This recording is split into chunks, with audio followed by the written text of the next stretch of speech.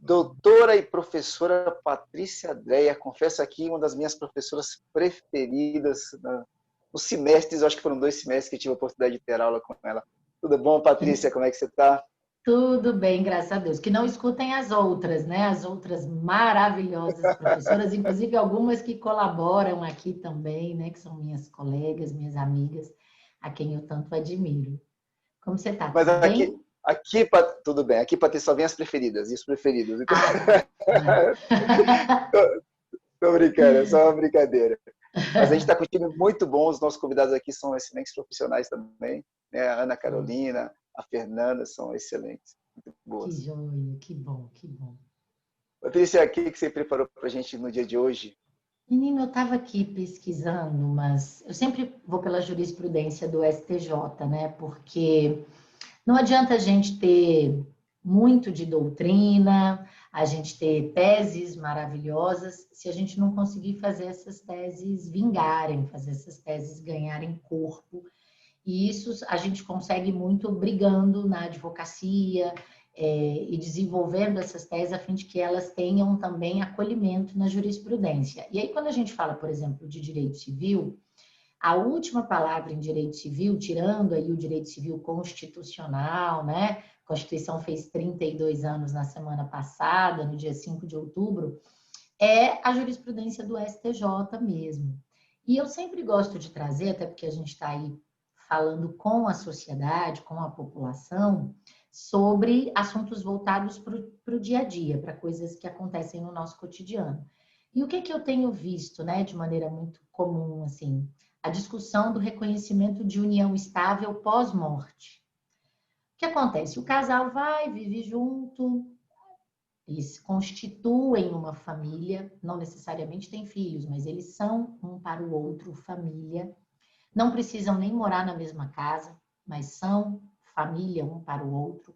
E quem decide se eles são família ou não são eles mesmos, né? Não é nem o Estado, é diferente do casamento, que o Estado declara, né? O juiz ou a autoridade religiosa declara casados aqueles dois indivíduos. No caso da união estável, não. São as próprias pessoas. Só que aí o que acontece? Um dos dois falece, tem patrimônio, e aí começa a discussão, né? A pessoa que estava junto quer dizer que tinha união estável, quer provar que tinha união estável, e a gente começa a ter essas discussões. Contra quem a gente ajuiza uma ação de reconhecimento de união estável pós-morte? Contra os outros herdeiros do decujus. Então, eu estou querendo dizer assim, por mais absurdo que lhe pareça, mas é isso mesmo.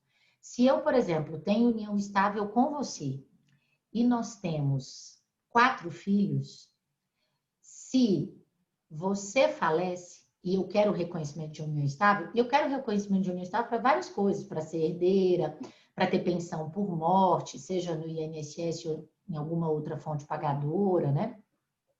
Eu tenho que ajuizar essa ação de união estável contra os nossos filhos, que são os seus descendentes, são os seus herdeiros, porque eles é que vão perder herança.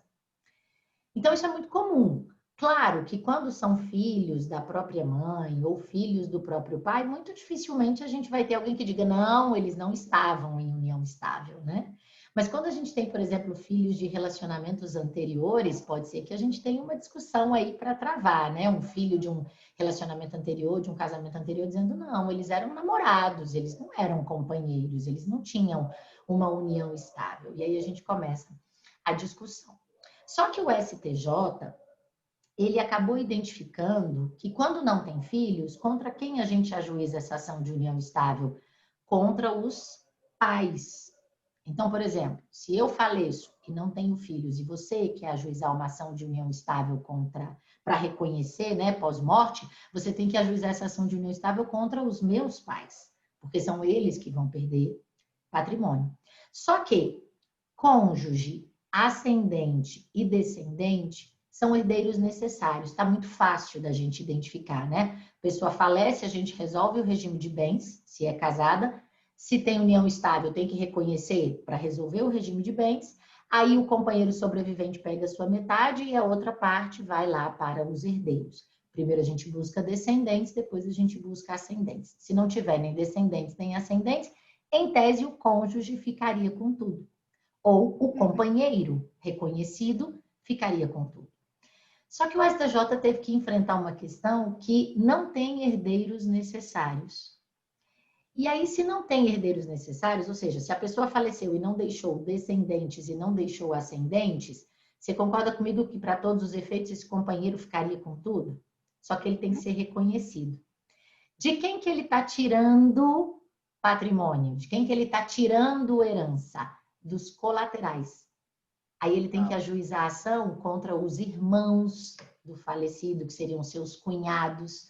Ou ele teria que ajuizar a ação contra os sobrinhos do falecido, que poderiam até ser considerados os seus próprios sobrinhos. Então, trocando em miúdos, é o seguinte. Quando alguém vive em união estável, a primeira dica que eu dou, reconhece logo, dá menos trabalho. Escolhe o regime de bens, dá menos trabalho também. Como que reconhece? Assina um contrato, vai ao cartório, faz uma escritura pública, declara que está em união estável, declara qual é a data que se constituiu essa união estável e escolhe um regime de bens. É muito melhor assim. Mas se eventualmente as pessoas não fizeram isso, quem se diz companheiro sobrevivente tem que ajuizar uma ação de reconhecimento de união estável pós-morte.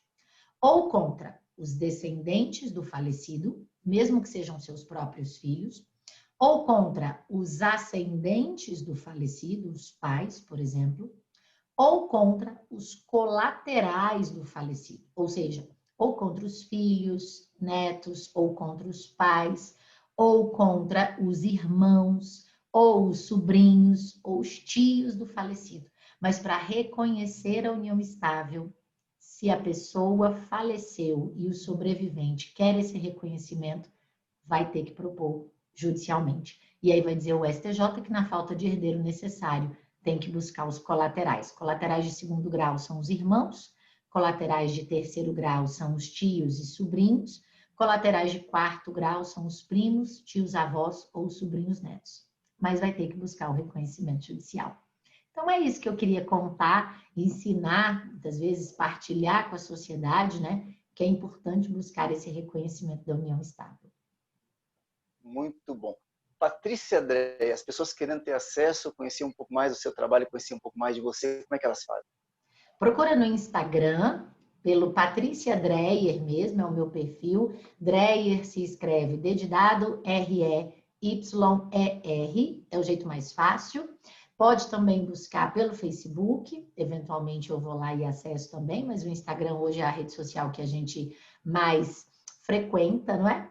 Ou vai me achar aqui, por exemplo, não é? Tenho certeza que o Instituto Edu vai dar o meu contato para quem eventualmente precisar. E eu estou à disposição. Patrícia, obrigado demais, ótimo dia e até semana que vem. Obrigada a você. Tchau, tchau.